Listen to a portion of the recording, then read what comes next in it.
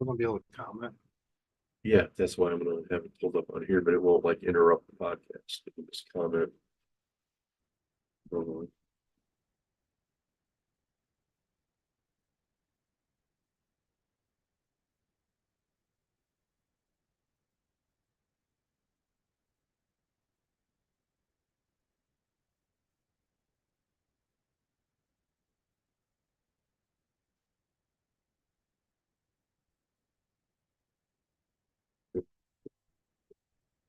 what does it say? Of course, it's private. We have some public stuff.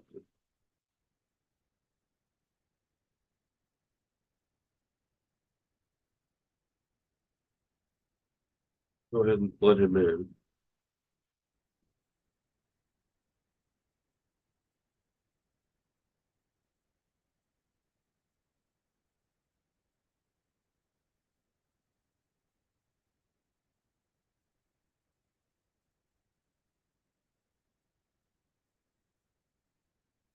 Got it. Everything's fine.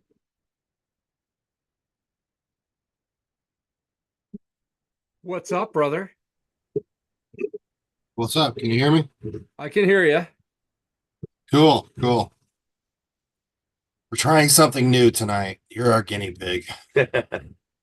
Well, that doesn't bother me in the least bit. Just making sure that you can see us. Your password didn't work either. Oh, there it is. Hey, look at that. We're live on YouTube. So we've been live since I hit live, so there's gonna be a lot of retarded shit before it. Well, How you we're, doing? we're How a you little doing, bit that Tim? way too. Welcome to the shit show, brother. What do you, I've been doing this for what, almost 20 years. Every show is a shit show. Don't kid yourself.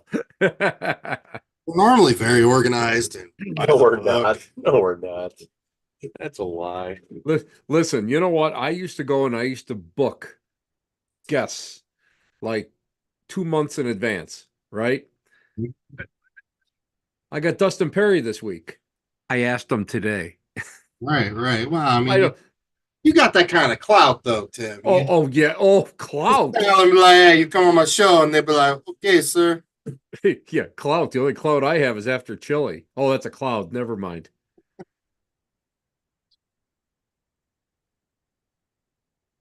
So you want to do your intro? Huh? Is it recording it? But it should, you have to still hit record on Zoom in order to, that's how this works, Nick. All right. This is the first podcast we've done in the same room, so one of us may not walk out of here by the end of it.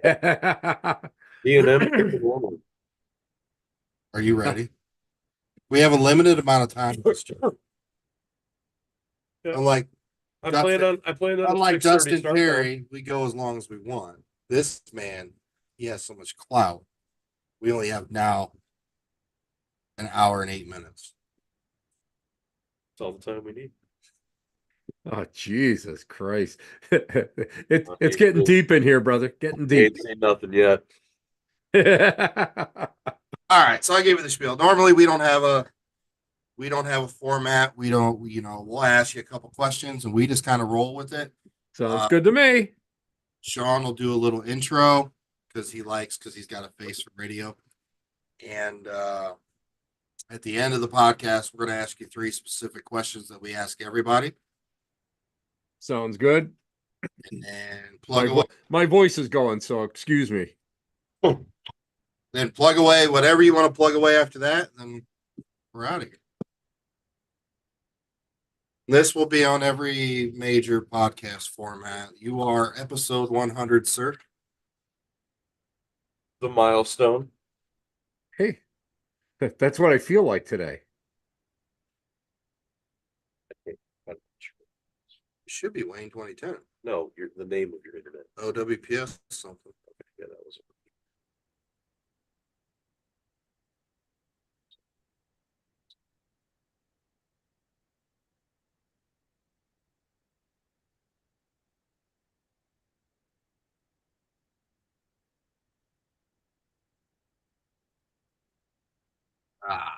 How's the weather there? You still got 20 feet of snow? We are like about a foot where I am now. We had 58 inches, and now it's had rain, it's warmer temperatures, everything's flooding, so we're bound to about a foot. Where are you at again? Hmm? Where you live again? I live just outside of just east of Buffalo, New York. Oh, makes sense. Well, we're right in the Great Lakes, you know what I mean? Somebody farts up in Sault Ste. Marie, we know what they ate for dinner. Changes the whole weather pattern. Does. Let me tell you, it does, definitely. All right, I'm ready if you're ready. All right, Tim, we're gonna hit record. You got it, brother. Let's do this. Hello, everybody. Welcome back once again to the Old World Paranormal Podcast. I know it's strange. You think you're seeing Nick and I in the same room, but are we really? We're in the fourth I'm going to dimension. punch you in the face and see if you do anything, and that way we'll know. We still go viral. Yeah. Hey, we're doing a first tonight. Not only are we recording this interview with our amazing guest today, we are live on YouTube.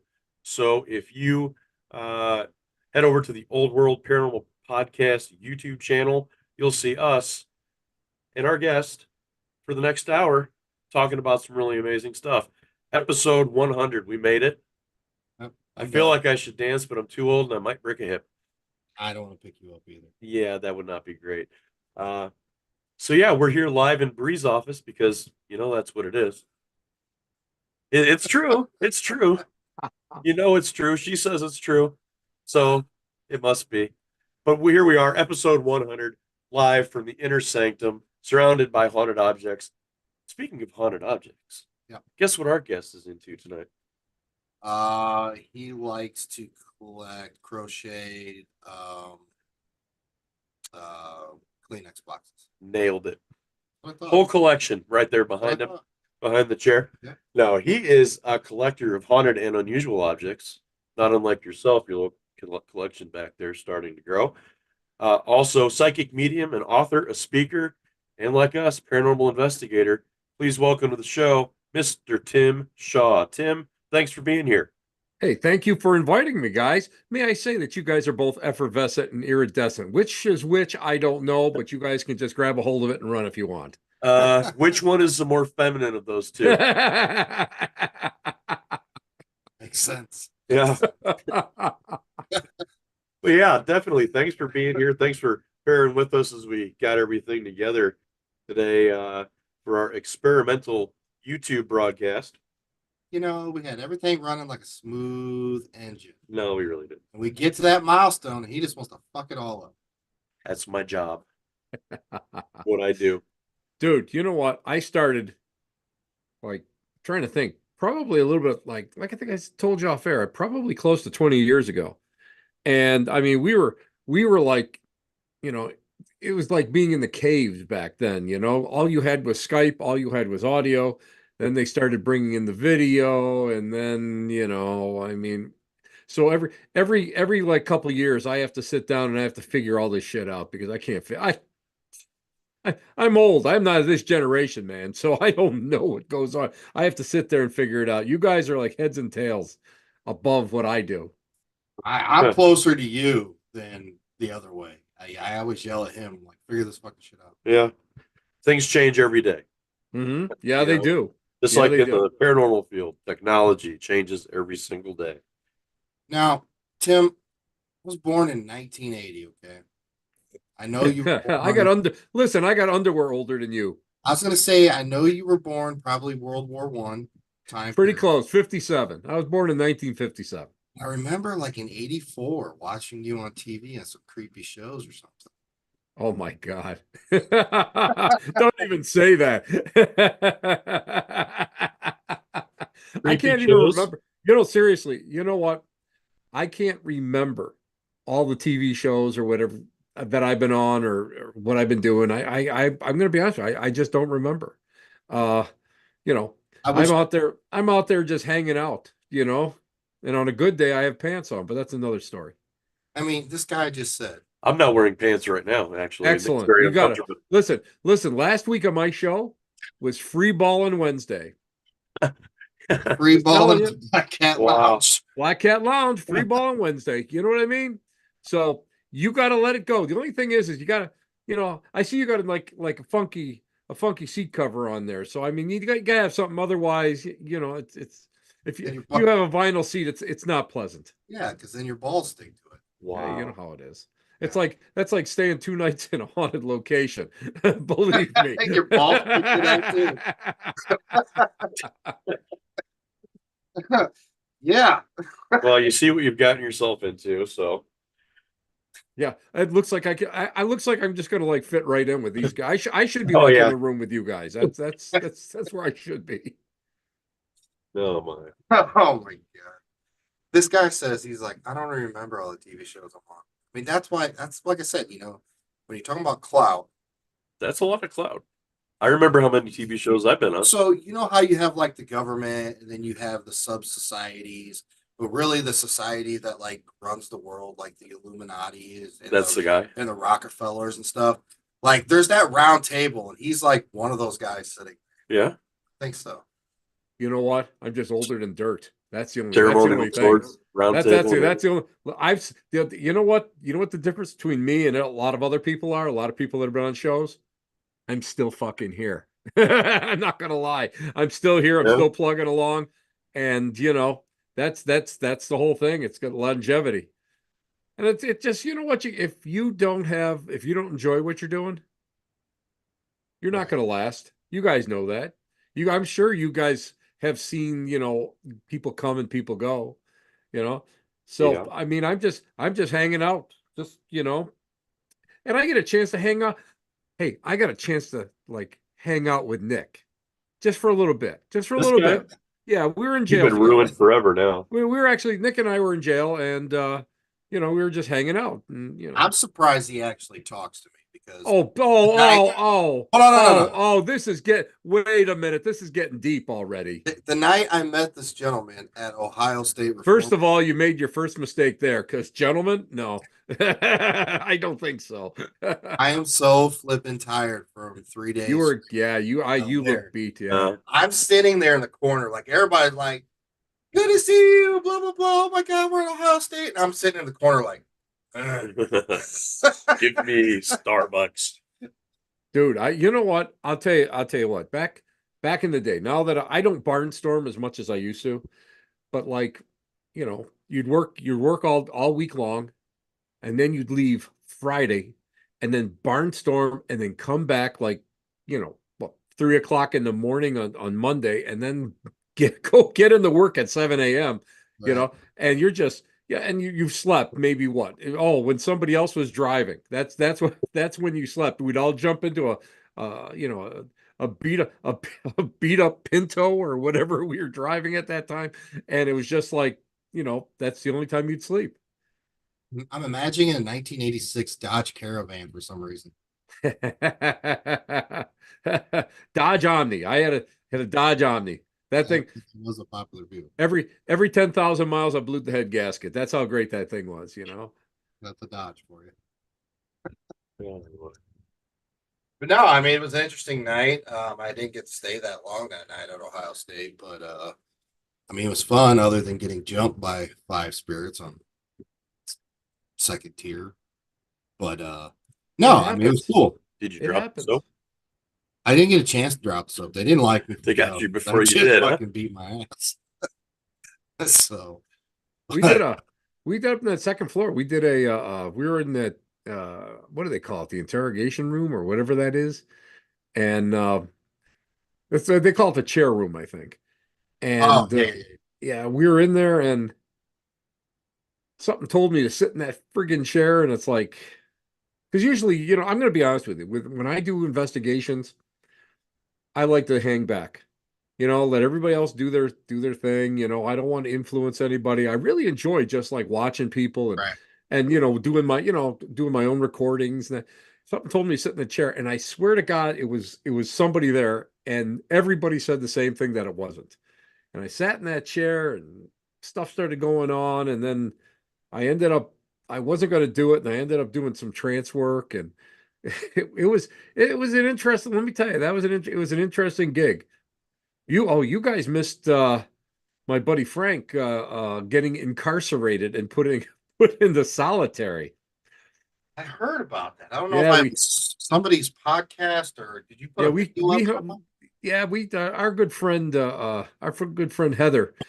Frank is at 6 foot, what, 3 or 4 bodybuilder, and then he's a retired CEO, and Heather is in law enforcement, and she handcuffed him and put him into a wrist lock and almost put him into a screen door. And he's going, "You're not going to do that, are you, Heather?" And oh no, oh no.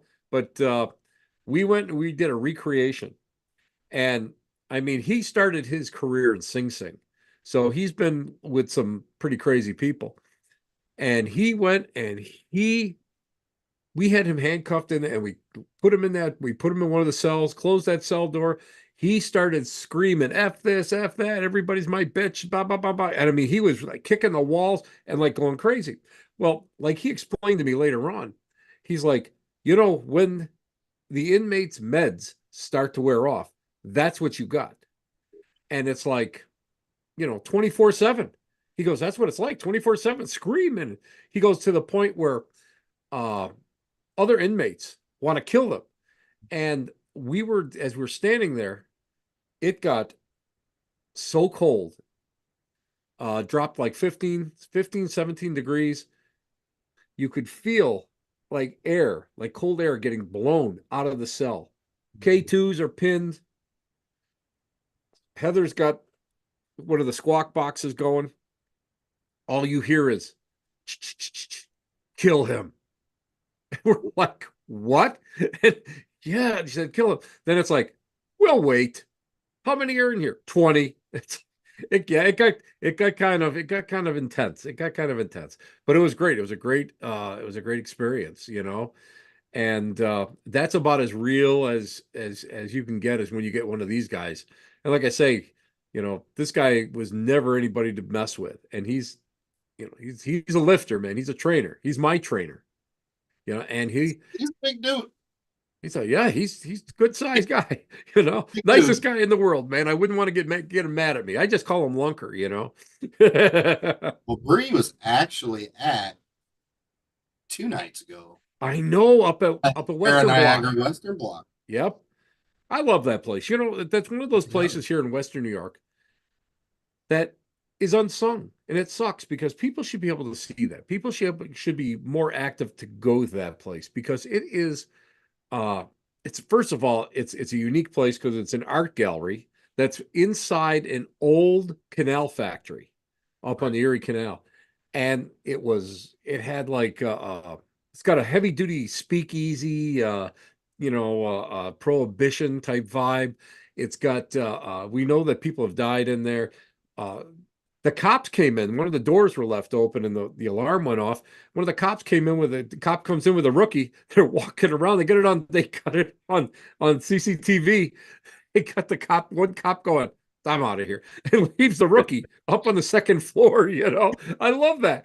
But there's a lot of stuff that goes on there. So I hope she had a great time there. I know that every time I go, I think it's a great place. Yeah, Excuse me. she thoroughly enjoyed it. The live was, with remotely paranormal, it was quite active, and I It videoed gets that. I'll tell you what.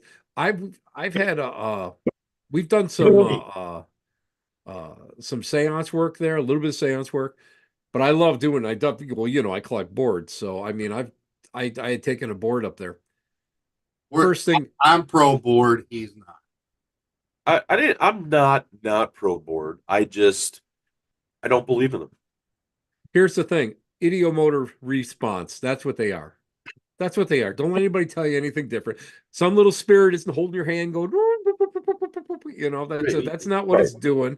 Right. It works the same on the same. To me, it all works on the exact same principle of dowsing rods or pendulum. The only thing that you have to question is where does the information come from? Right. And it goes and affects your nervous system and it moves through micro movements. That's the way it works. I mean, I've got 80, I'm trying to think, 84 boards, 85 boards, I think here. I got 83 too many. No. You only got two hands. Dude, I got some the old ones, man. I love the old ones. I got my oldest one is a 1909, Ouija. I love that one. And I got it, from the 20s, 30s, and 40s, 50s, 60s, But what everybody does is they turn around and they're like, I don't want this board no more. Oh my God, it's evil. Oh my God. They give it, I'll take it. Right. And you know what I do with the boards? I go and I take them to the different conferences I'm at, and I have all the TV people sign them, and then I give them to people to raffle off at at their events and stuff to raise money, especially like causes cancer or dogs, pit bulls, whatever just to go and just to raise money for because I mean how many can you have? But it was great when I was there. We're working the board. What comes up first thing? Who's this? Can you tell me your name? Zozo. Thank you. Oh yeah. Yeah, right. Okay. You know what? Here's my take on it. Oh, you're Zozo? Oh, I'm just so freaking impressed by you. No, you're not Eddie Haskell. No, I'm not going to do anything for you. And if you were Zozo, you would have already punched me in the face. No, so you're not Zozo. I'm one of those people that'll poke the devil when it comes to that stuff. We had a session one night, and I just went on tyrant. And I said, I was like, if you're a demon, you're like the fucking retardedest demon. Like you're the outcast. You're a fucking idiot. But I mean, it leads me to ask, Sure. you have the paranormal community. I mean, you have spiritualism, then it evolves into like a paranormal community. And it was kind of, underground society of people around the world, until the 2000s hit. Obviously you get the TV shows and it becomes mainstream. And then social media hits, and then now you have what we have. Well, actually, if you want to go back just a little bit further, going back into the 80s and 90s during the Satanic Panic, Yeah. and the 70s, it's part of the 70s too. But I mean, that's when it really started to blow up, and that's where the Warrens, you got cats like the Warrens running around, and you got Gene Dixon, and you got National Enquirer that's got a demon on every page, that sort of stuff. So a lot of people don't realize that what we are experiencing now had its roots that far back. Right. Well, I was getting at is, the evolution now and all the technology and stuff like that, all the flashy shit you have now. Now, granted, 80% of it's junk. I understand that. But I like flashy things in the dark. I like things that I was brought up hardcore. You know what I mean? Spiritualist. I brought up Roman Catholic and spiritualist, which is like an oxymoron if you think about it. But I mean, the spiritualism actually really took with me. So I was taught like these old blue hairs, man. These old blue hairs were nasty MFs, and they wouldn't put up with it. And my particular spiritualist is modern spiritualism, and you didn't use any of that stuff. You didn't use any of it. Everything was bare bones. I mean, even in their church services, they never had like stained glass windows, or they didn't have like candles and stuff. A lot of them do now, but back then, no. And we never could, we couldn't use anything. Now you could use like the spirit trumpet and some of the other stuff that they use, traditional stuff for seance, but they weren't really even pushing seance because there'd been, the black eye during that, because you got the two ages of spiritualism. You got the golden age, and you got the golden age of spiritualism, spiritualist fraud. And, so that really gave them such a black eye that many of the churches wouldn't go in and use that or even teach anything about physical phenomena or seance. And so they didn't want anything to do with that. They didn't want anything to do with gizmos or when we used to do like for like cleansings, we used to go and we used to do spirit rescue services, and we do these circles with other mediums and go into the house, and it was like a mini seance.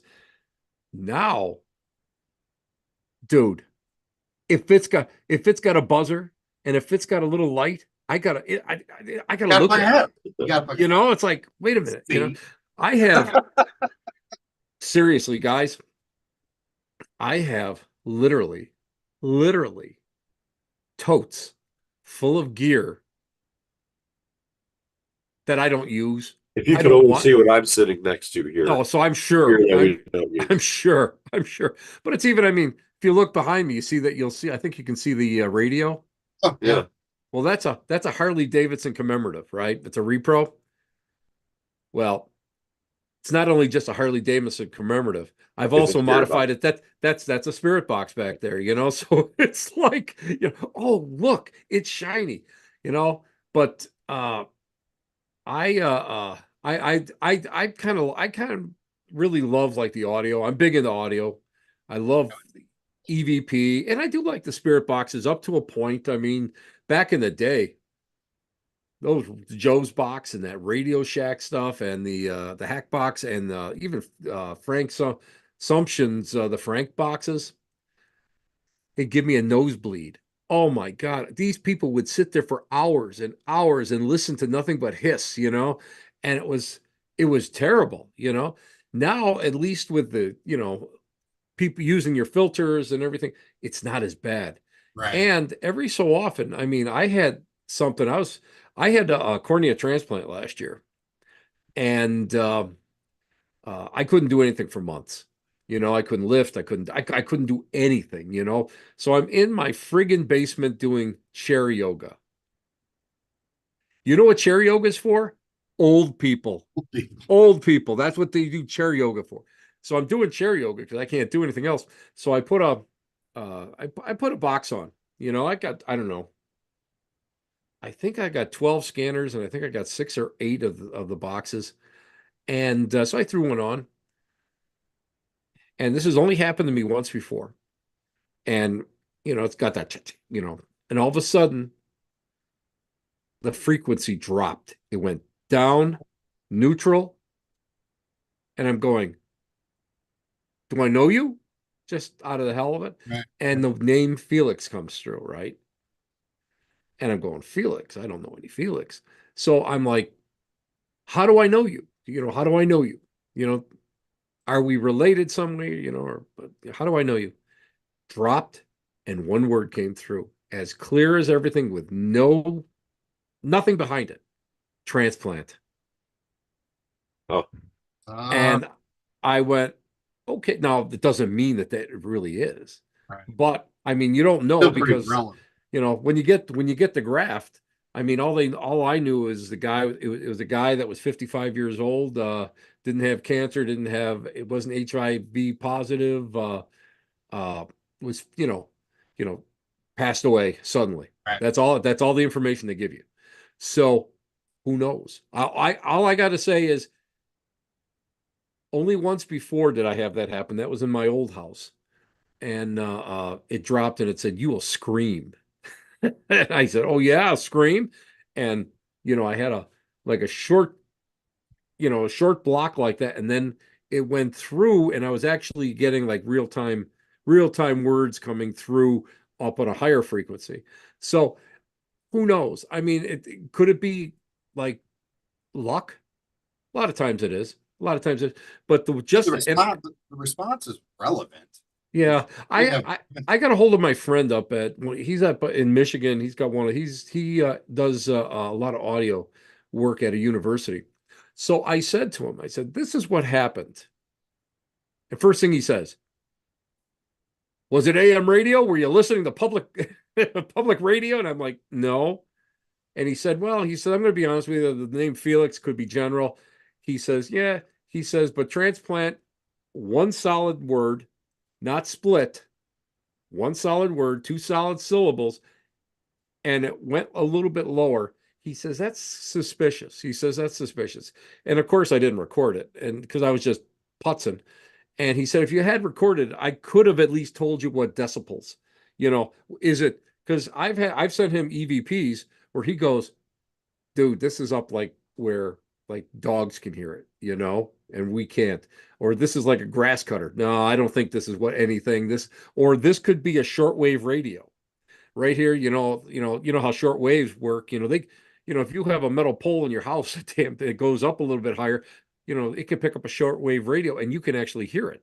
Audibly hear it. So he goes, I don't know. He says this. He goes, this one. He says, I'm just going to take your word for it. He says, and he goes, this is a baffler. So he goes, I have no explanation. So I thought that was pretty cool. I'm satisfied with that. I mean, he does. I mean, he works in that field. He has a lot of knowledge, so and he does not have an answer. So therefore, it's abnormal, paranormal. Could be a ghost. Could not be a ghost. I don't know. It's different frequency. But Well, what you here's heard, this is where I differ from a lot of people. And a lot of people don't dig this because, I mean, as a spiritualist and I work with churches and that sort of stuff, and I don't, it's not like I take my religion like super serious because I don't believe in the dogma. I believe in the dogma, but I don't believe in the organization, even though I belong to a church. Um, I have a thing about saying, well, this is spirit. And one of the principles of spiritualism in the dogma is it's scientifically proven. And it grates on me. I can't, you know, because they always say it's scientifically proven because you're supposed to bring through like IDs and, name or whatever, And to me, how can it be scientifically proven if you can't go and repeat it constantly, or you can't go and you know, it's like, could you get, just be lucky that day and get something?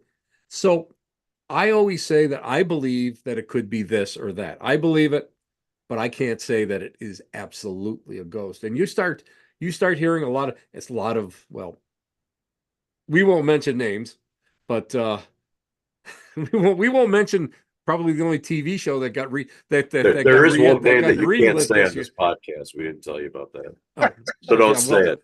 now we're not saying the name. We're not saying the Okay. name, but it's like, come on now. Everything's a ghost. You found a demon.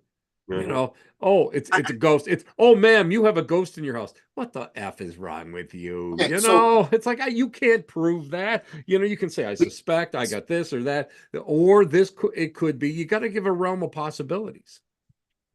we say ghost or spirit just as bad as we think in our minds that we're communicating that something that looks human form, but you can see through it. I mean, that's a spirit. That's not the case. I mean, and then you talk about the scientific aspect of it, and how can this energy mass manipulate the sound vibrations for it to come through this frequency in our ears to sound like me and you are talking right now. So I mean, it's a layman's term. We use it loosely. We use it loosely, like we say ghost hunting, you Oh know. yeah. But you know what? What I like about you is you're not going to go and you're not going to go up there and say 100% it's a ghost. You can't prove it yet.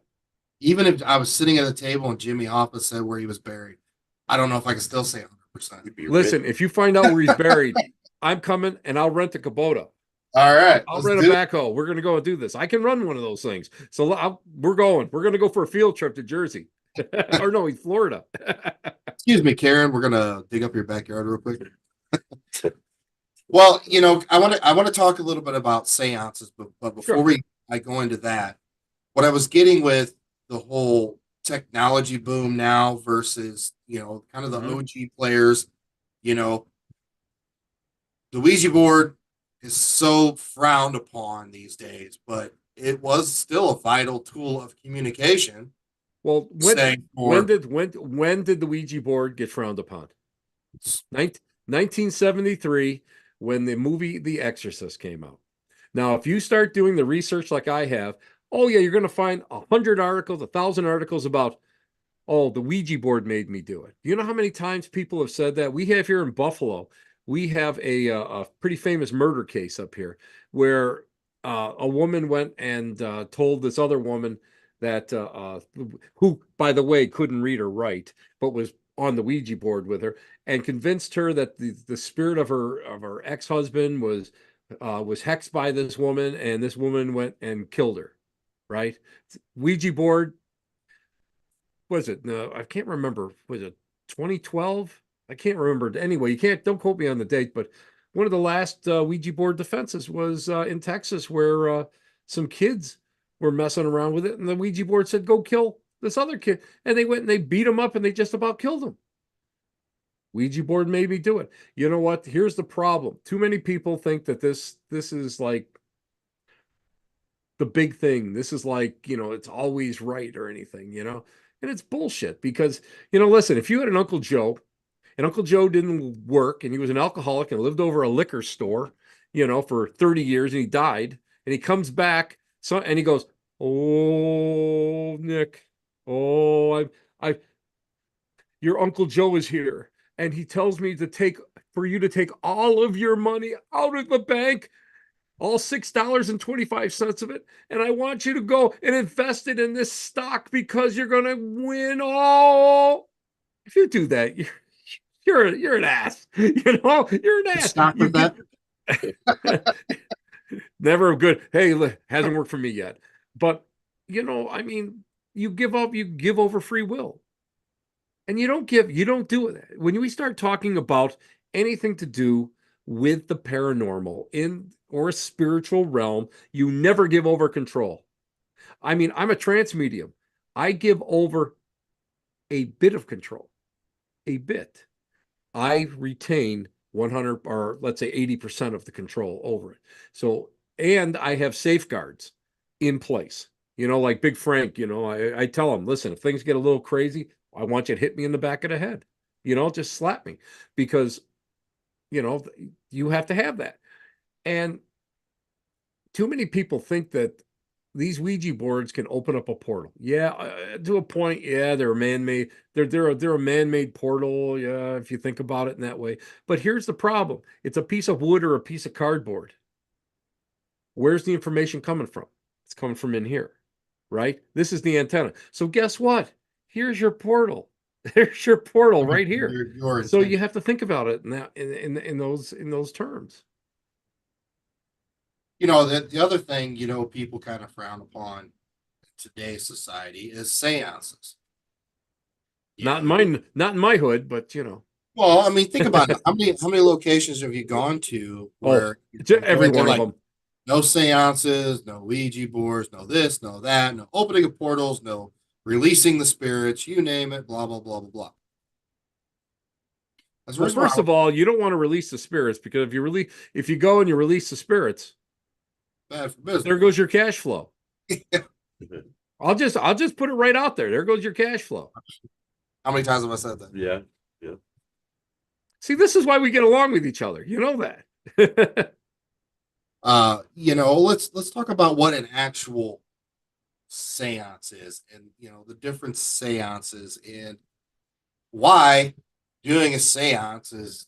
I mean, to me, none of it. It's all the same. You want to do a seance? You want to do Ouija board? You want to pick up a SB7 or 11 or whatever? All the same. All the fucking same. It's all the same. So let's dive into it, Tim. Sure. First of all, just describe what a seance really is. First off, let me just tell you, there's three different types that you have to know about. First is vigil.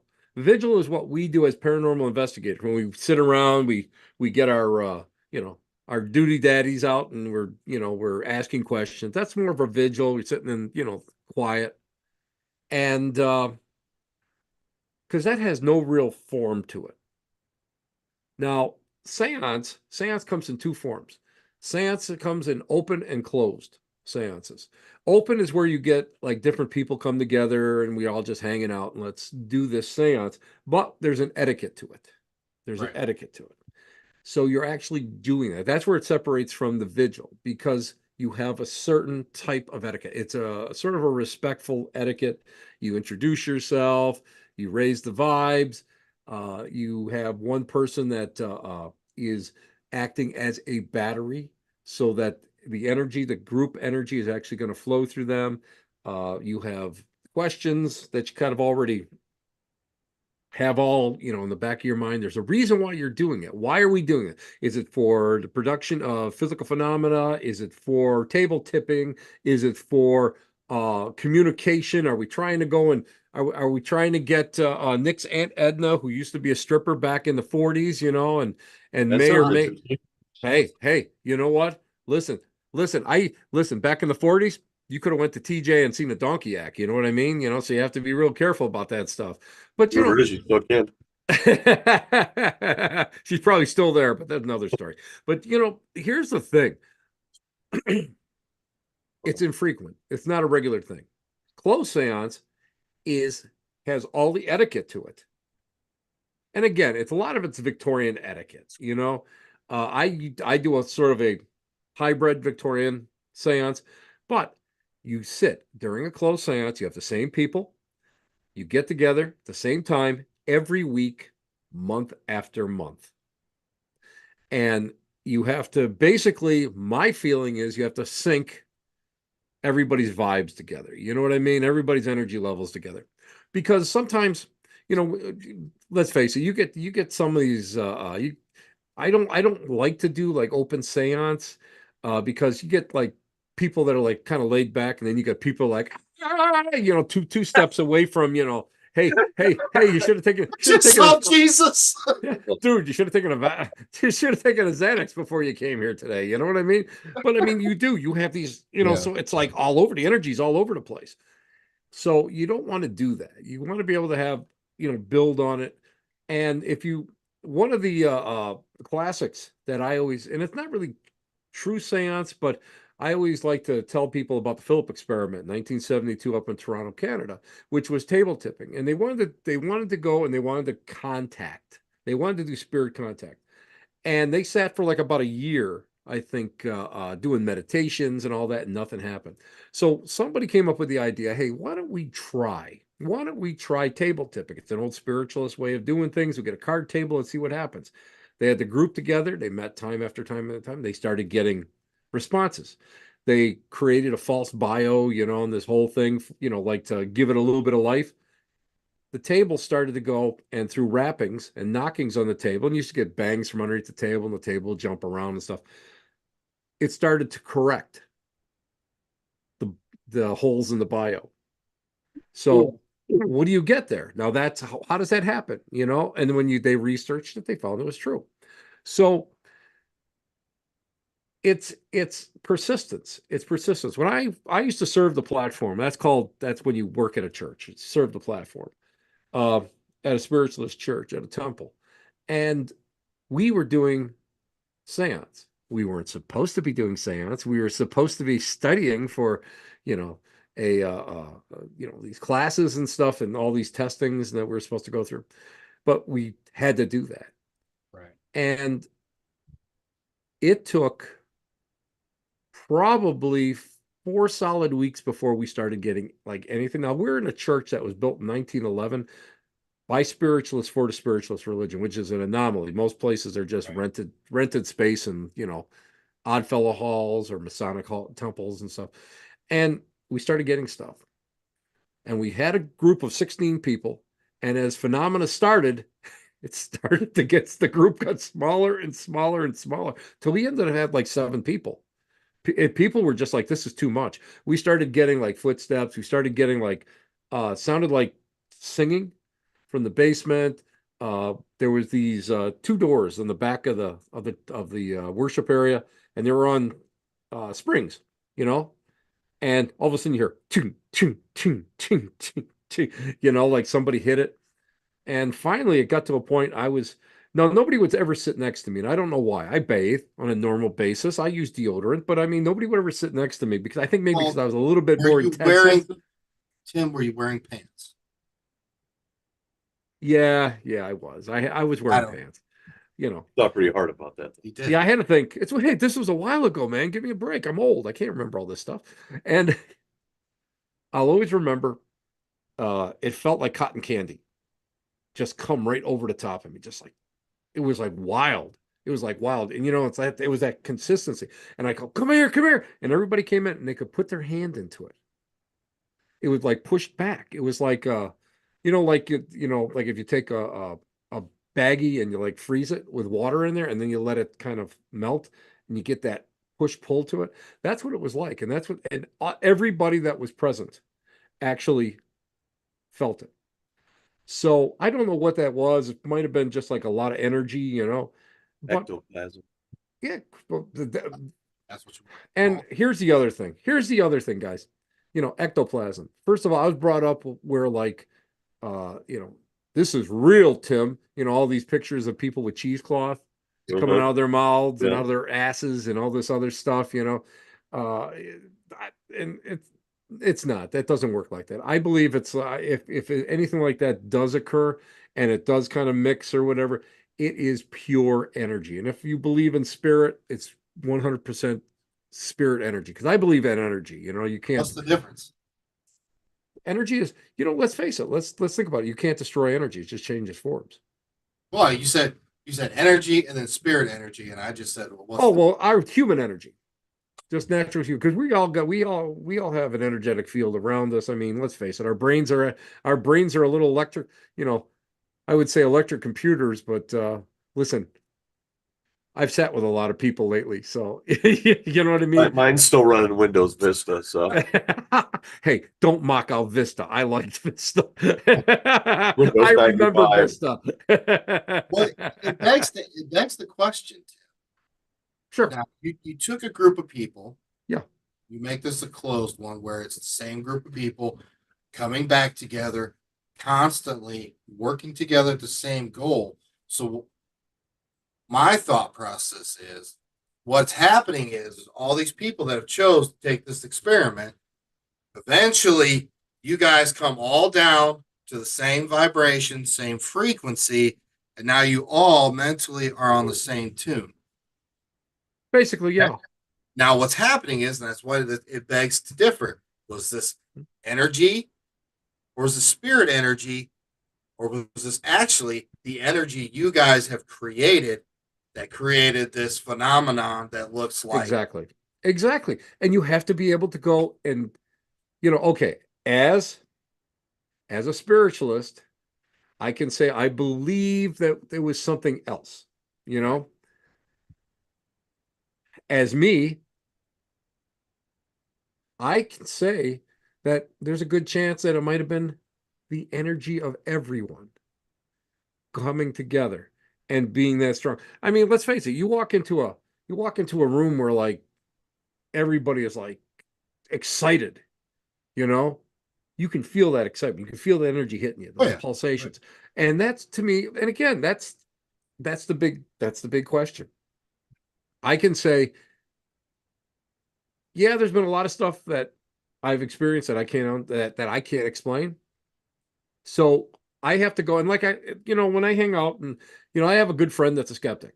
Got a couple good friends that are really skeptics. I just go like this. I can't explain it. right, I right, have I have no explanation. I can say that it falls within that realm of belief. I believe it's this, but I'm not going to sit here and argue with you. you know, right, I mean, because in the long run, it doesn't matter. correct. It really doesn't matter in the long run. But a Your lot of people, opinion and their opinion, neither one of you are wrong. exactly, Or you are right. exactly, It doesn't exactly. really matter. What's cool is just having the conversation. But You know, that's exactly it. I say, as us paranormal investigators, researchers, our job isn't to convince you. Maybe our job is just, hey, can you open your mind to the possibility? That's it. You know, And if you don't, well, that's cool too. You know, you know what? My buddy Kelvin Von Crush, he's a great oddities collector. He's a tat guy, and I love this guy to death. And he said to me, he says, if there's something that I can't, if like something like just like I can't explain it, it just blows me away. And if I just can't fathom it, he goes, I may believe it. He goes, so I'm open enough to do that. And then of course you got like the amazing Randy types of the world that it's like you know, you know, George Washington come back and slap him right in the back of the head, and he still wouldn't believe it. So uh why bother to Was he waste the your guy time? that used to disprove all the psychics and stuff that Oh ran yeah. Yeah, he had like a million figured and dollar everything? thing. Yeah, he had a million Yeah. dollars if you went out there and if you could prove, Oh, the guy that he tried to get him to turn the pages of the phone book just using his mind. oh yeah. Well, you Yeah, know I how you remember. do that. There's a neat trick. See, as an instructor, I get to know I get to know and study like a lot of the Carney tricks, Yeah. and actually, what I've noticed my sister bend a spoon. I've been to. You know, so it to me, like the power of us. I mean, we always talk about, well, we're living, we can't do nothing. Well, I don't know. We have more power than we people think Well, we do. here's two. You got to look at it two ways because I've bent spoons. One, you're right. We're only using X amount of brain power in our lifetime to survive and live. So can this stuff go and regenerate? Can this stuff project out? Can it do it? Yes, absolutely. I believe it can. But could it be that you're over convincing yourself? I I one of my favorite I have my wall, I call it my wall of shame. I have like all these autographs and pictures of me with celebrities, it's my wall of shame. I'm ashamed of myself for having it, but you have to. Hear what he said. His You wall know, of shame is just a picture of me. oh, without pants. It's true. It's actually right here, hanging on the wall, right next to Autograph his man card. autograph 8x10s. That's $30. Thank you, please. But That's right. I have one of my favorite autographs is by Uri Geller. Mm. And I believe Uri Geller is a magician. Uh, I met one of the greatest people I've ever met is the amazing Kreskin. How he does his stuff, I have no clue. But he comes right out and says, I'm a magician. I'm a mentalist. And it's like, yeah, that's cool. I understand that. But all I know is when you're standing there and you got a spoon or fork like this, and you hold it, because Yuri does this one, does the rub on there. But spiritualists will, the way I was taught, you just hold it like that, and you just put a little bit of pressure on there. And you get into this whole, you do this mantra and you get into this mindset, and it just like flows. It just flows.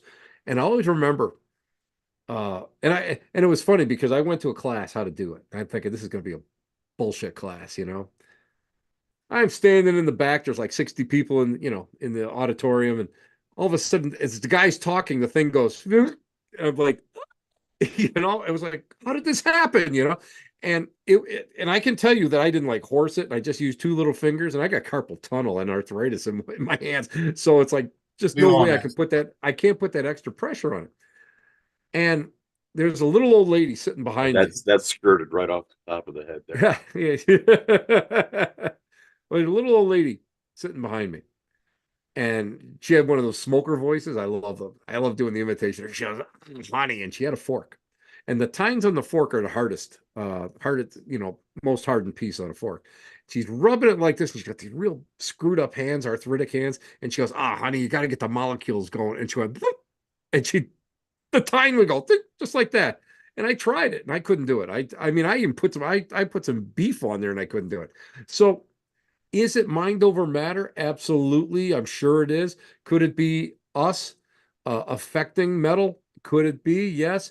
Because basically we're told that we can't bend metal. So is it something that we learned that we unlearned? Possibly. So what I love about what we do is we live within the realm of possibilities because there are no absolutes outside of like some basic physics that you have to be able to go and try to and let's face it, you guys know all your evidence, you got to try to disprove it. As much as I hate doing it, you got to try to disprove it. You got to try to repeat it. You got to try, you know, I don't put a lot of stuff on Facebook because, you got these gremlins that are living in people's basements, their parents' basements that don't do anything. Uh-oh. What? I don't live in a basement. But I mean, they're just nasty, just nasty. They got nothing going on. There's a guy here in Rochester, New York, that used to be like that. Gave me the best birthday present of my life. He died a day before my birthday a few years ago. But it's like I'm not going to lie about it. But it's like they don't do anything that they rip apart everybody's evidence. They rip apart the photographs, and then they go and they post their evidence, and it's over pixelated, blurry. They got to circle it. Yeah, The picture, like, but you look there.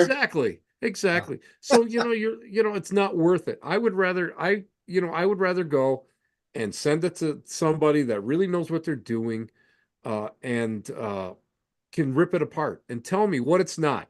Tell me what it's not. And if he can't explain it, or it's like, this is interesting, I don't know what I don't know, or it could be this, I can't give you positive proof like and other things, because I get that every so often. to me, that's great. And what are we trying to do in the long run? Are we trying out like you said before, are we out there to convince other people? I'm not out there to convince other people. See, like spiritualists are cool because we're not like, we won't walk up to your house wearing a tie and a white shirt and knock on your door and say, would you take this pamphlet, my friend? You know, no. I You know, instantly think of the Friday movie. but the religion is one of conviction, not conversion. You know, we always say, don't join a church. Hang out for like 2 years. If this is cool for you, then you can think about joining. But otherwise, don't do it. And the spiritualist churches, man, they're not big. There are a lot of small little pockets all over the place. So, uh, I'm not out there to convince anybody. I don't really care. I don't care.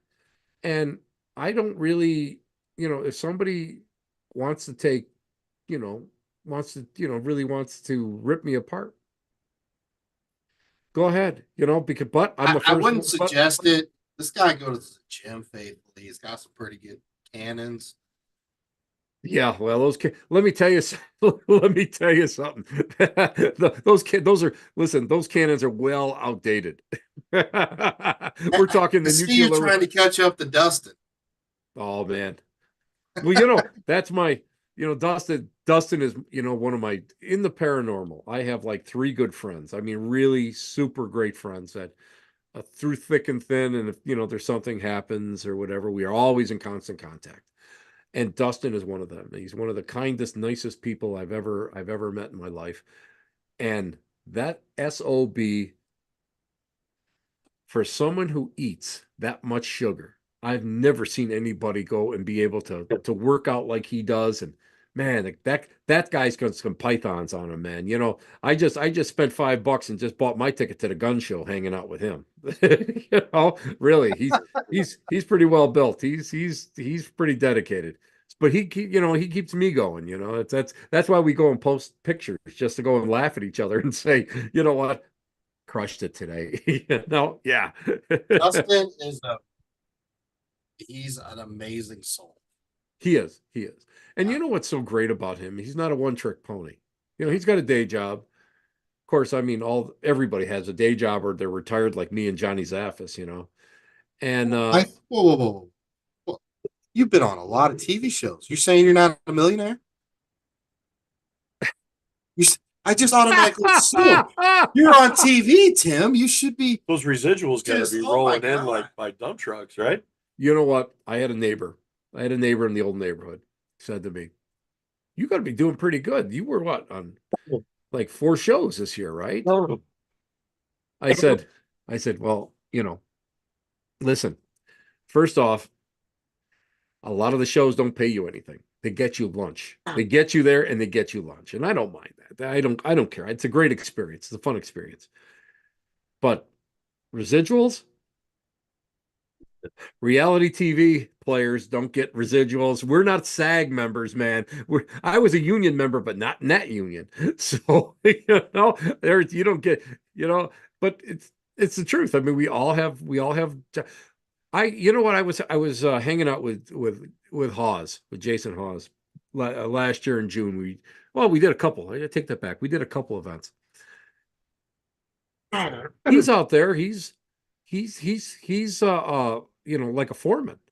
He goes out there and prices jobs out and stuff. He's got his Yeah, own he crews and still stuff, works and for. he's working. Yes. Dustin Perry, man, he's always working. And I think that's what I admire about him, because he works hard. He works hard, loves his family, and he does such great work in the motivational field. If you've never heard a motivational speaker, and I've heard quite a few of them over the years, he's amazing. He's just amazing.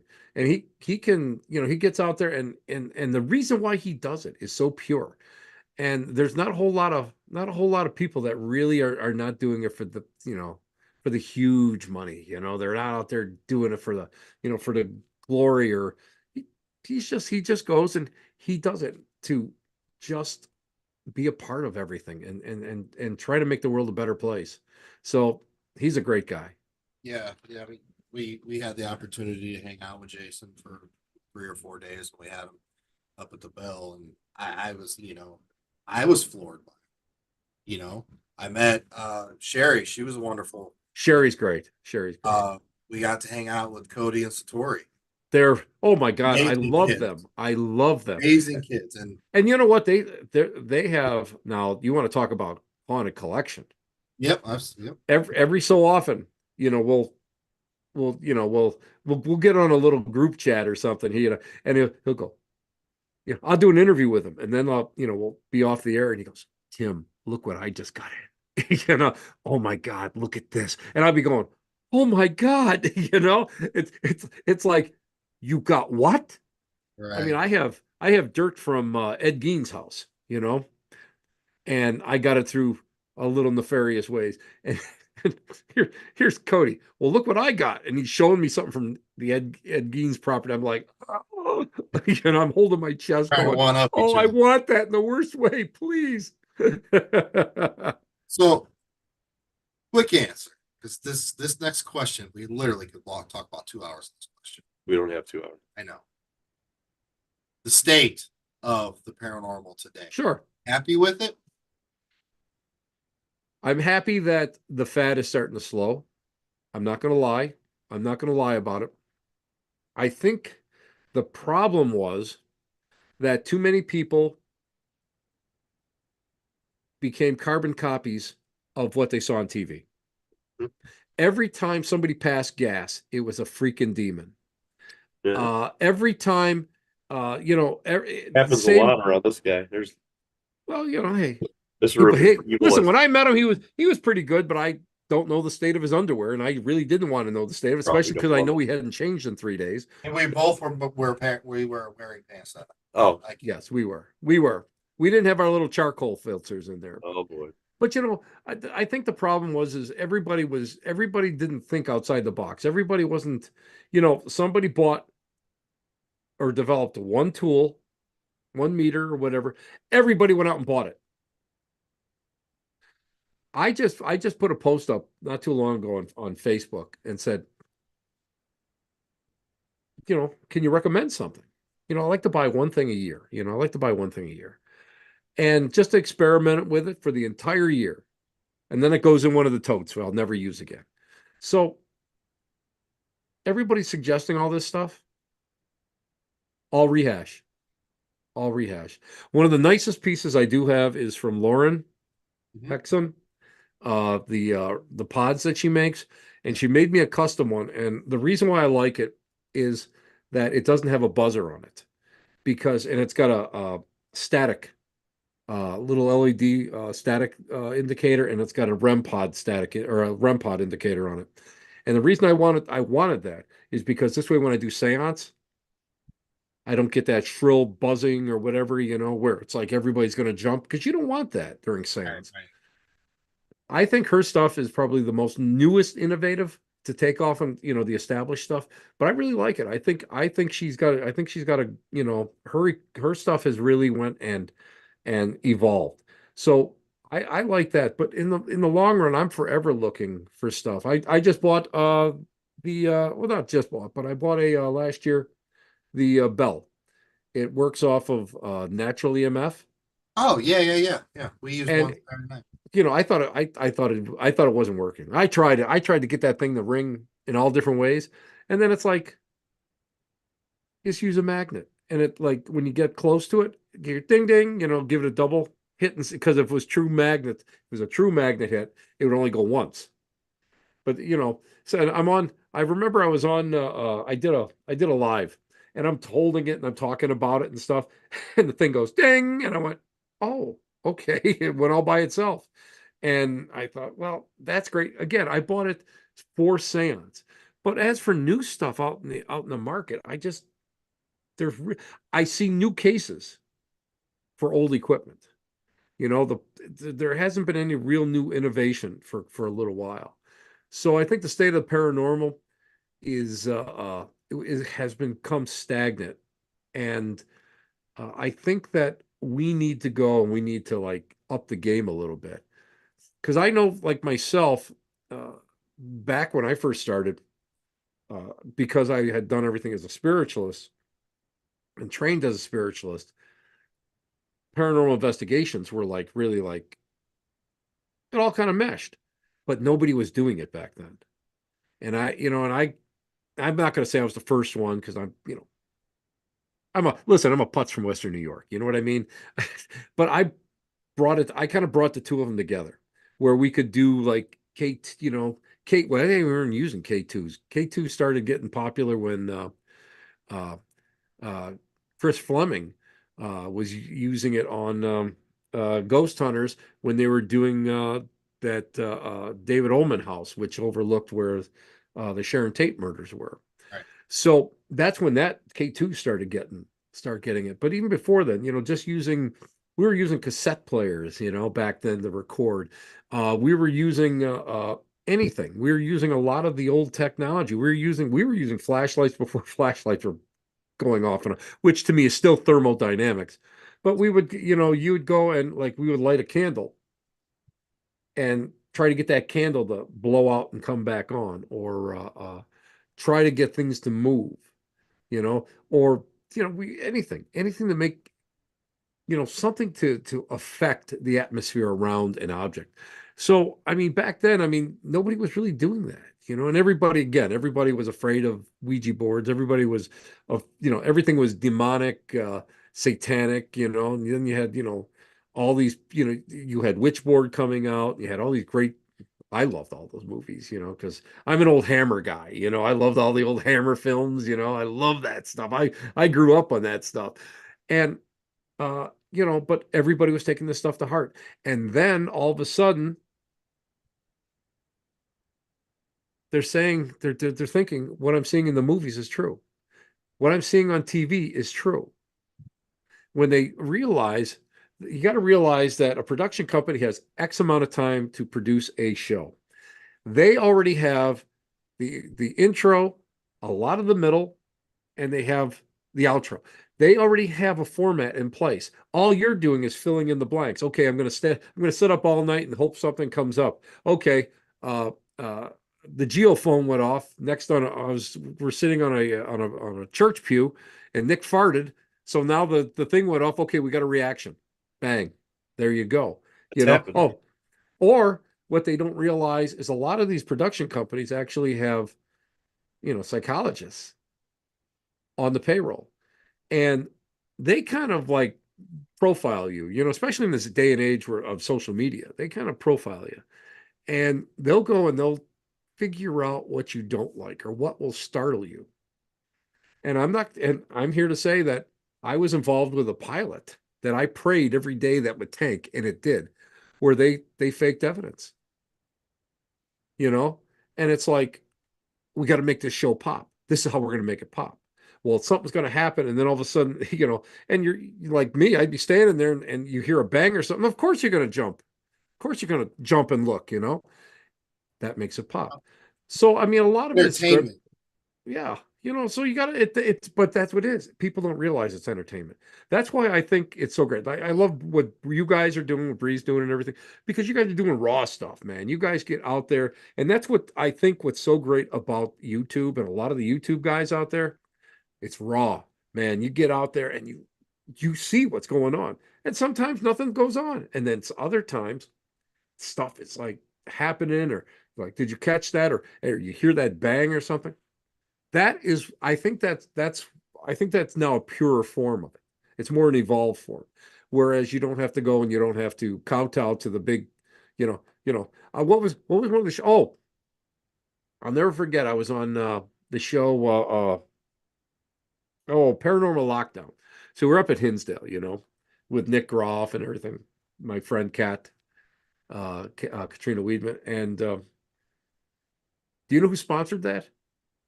Who Paris. That's who sponsored it for that. And it's like you have to kowtow to an agency that makes Pooh Paris, and but you have to do that. Never heard of that before? What? Potpourri? Poopery. Potpourri? Poopery. No, I don't know what that is. It's literally a spray for your toilet. So you spray Yes. on the poop. So it goes and encompasses with a little bubble the excrement. Yes. Hold on, Tim. You're saying He's Poopery. lived a sheltered Poopery. life. What can I Yeah, tell you? He's lived apparently. a You sheltered can't life. find us a poopery for the sponsor of the show. Poopery, we can create our own. We'll scare the shit back into the toilet. But I mean, this is the problem because you have to go and you have to kowtow to sponsorships. Poopery, I'll be reaching out.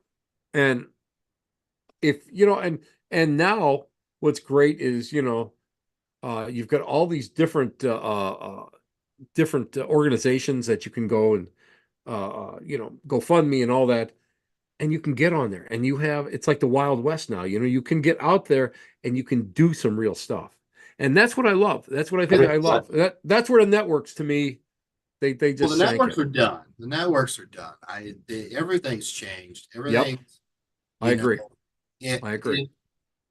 Good or bad, there's good and bad in everything. I mean, what's good about the streaming and when me and Bree go out to investigate, unless we're asked to do something, or I mean, if I'm on a case, there's nothing, nobody knows it. Like I go bye bye. You know what I mean? Exactly. But streaming is cool because yeah, we're investigating, but now we have 1,000 people on this little fucking screen investigating with us. I don't know how many times somebody's popped on and they have gifts and they're like, oh, there's a blah, blah, blah, blah, blah standing there. And I'm looking at it and I'm looking up. I'm like, I don't fucking see anything.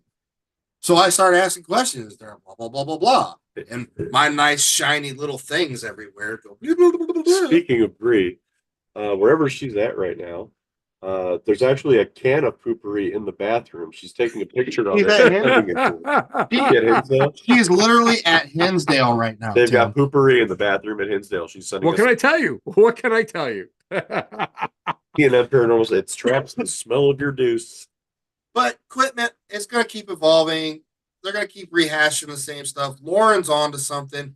I am working with Lauren on something. I like her. I like her stuff.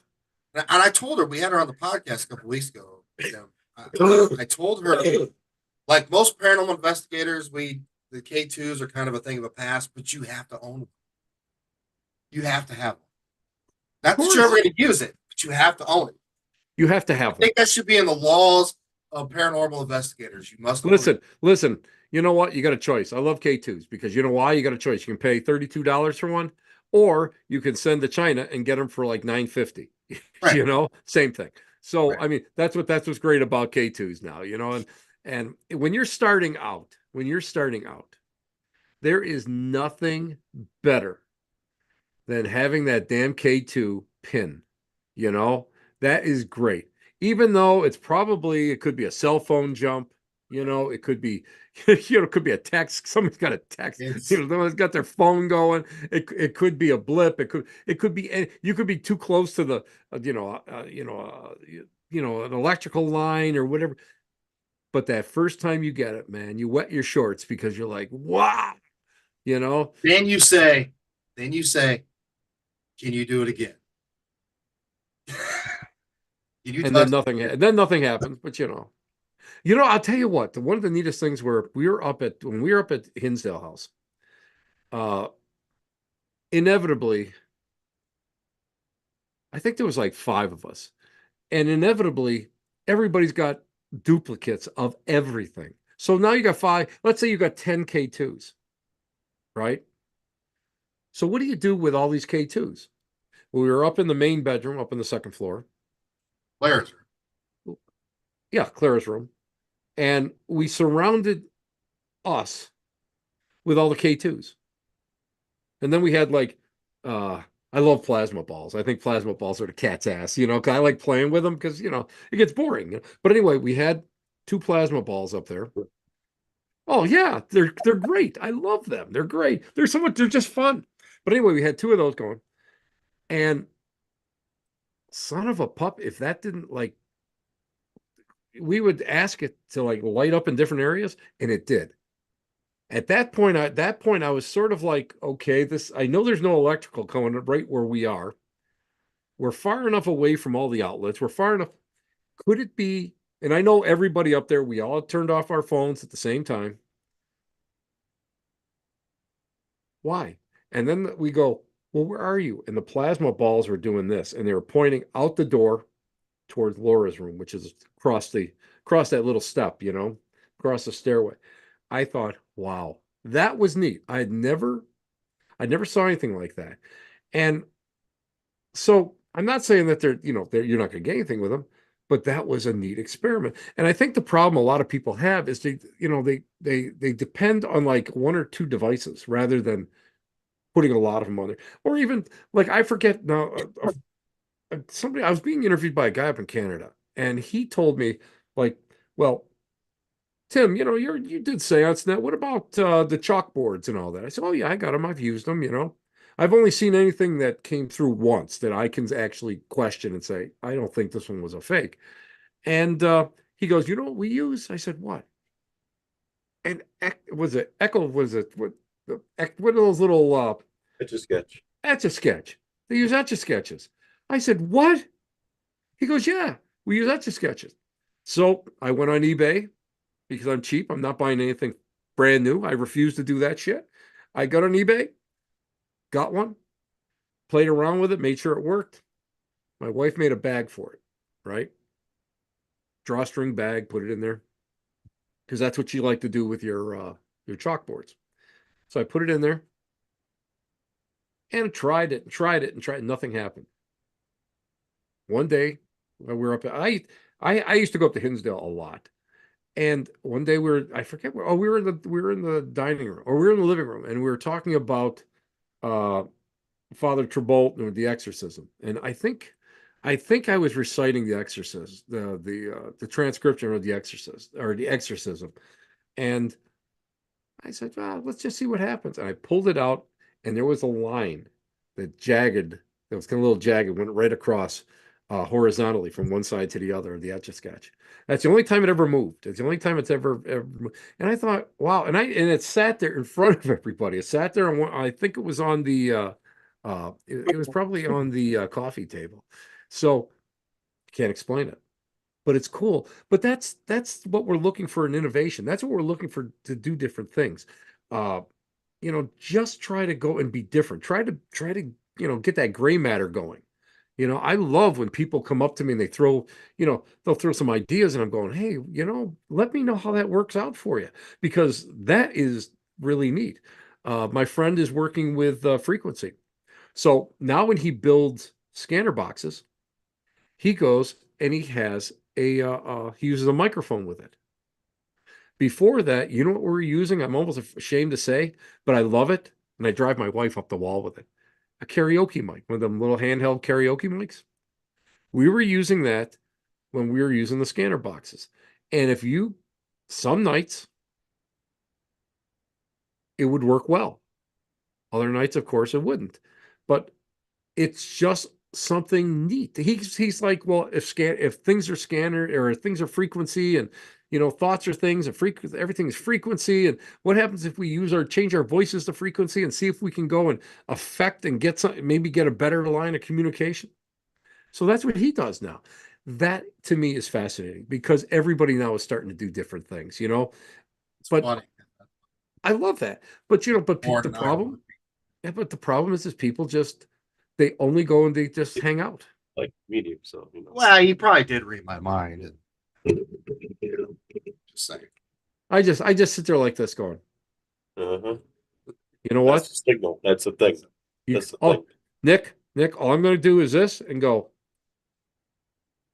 she wasn't over 15. Wow. That's it. Sorry.